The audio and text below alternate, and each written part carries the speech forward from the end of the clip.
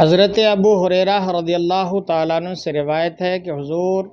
نبی کریم علیہ الصلاۃ والتسلیم نے ارشاد فرمایا، جب بندہ زنا کرتا ہے استغفر اللہ تو اس سے ایمان نکل کر سر پر سائبان کی طرح ہو جاتا ہے، اور جب اس فعل سے جدا ہو جاتا ہے تو اس کی طرف ایمان لوٹ آتا ہے۔ ترمذی شریف کتاب الایمان حدیث نمبر 2634۔ اس حدیث پاک میں فرمایا کہ جب بندہ اس فعل بد کا ارتکاب کرتا ہے، اس برے کام کو کرتا ہے، چاہے وہ مرد ہو یا عورت ہو، تو ایمان اس کے جسم سے نکل کر سر کے اوپر آ جاتا ہے۔ جب وہ اس کام سے جدا ہو جاتا ہے تو پھر ایمان اس کے اندر سرایت کر جاتا ہے۔ غور کرو کہ اگر خدا نہ خواستہ اس فعل بد کے دوران ہی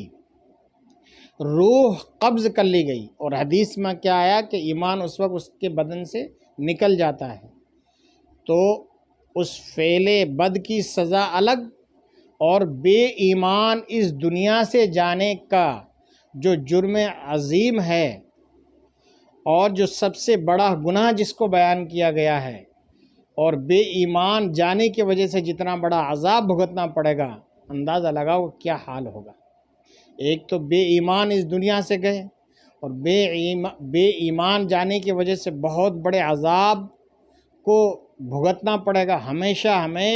جہنم میں رہنا پڑے گا۔ اس لیے کہ ایمانداروں کی بخشش تو کبھی ہوگی، لیکن بے ایمان کی کبھی بھی بخشش نہیں ہوگی۔ تو خدا نہ خواستہ اس فعل بد، زنا جیسے فعل بد کے دوران جب حدیث پاک کے پیش نظر ایمان جدا ہو جاتا ہے اس مرد یا عورت سے، اگر اسی وقت موت آ گئی تو پھر کیا حال ہوگا۔ خدا را اس فعل بد سے توبہ کریں اور اس کے قریب جانے کی بھی نہ سوچیں۔ سوشل میڈیا کے ذریعے سے ہم نے کئی بار دیکھا کہ شادی بیاہ کے فنکشن کے موقع پر ڈانس کرتے ہوئے، لہو و لعب کرتے ہوئے، خوب واہ واہ کرتے ہوئے، اسی دوران ڈانس کرتے کرتے کئی لوگوں کو دیکھا کہ وہ مر گئے، اور ہم اور آپ کہتے ہیں کہ بھائی بیچارہ وہ مرا تو اچھی حالت میں مرا، لیکن جو